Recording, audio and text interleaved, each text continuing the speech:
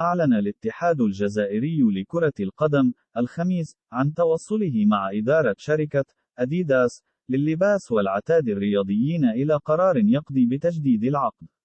وقالت الفاف على هامش اجتماع المكتب الفيدرالي إن تجديد العقد سيكون مطلع عام 2023 عن طريق حفل تنظمه مع الشركة الألمانية.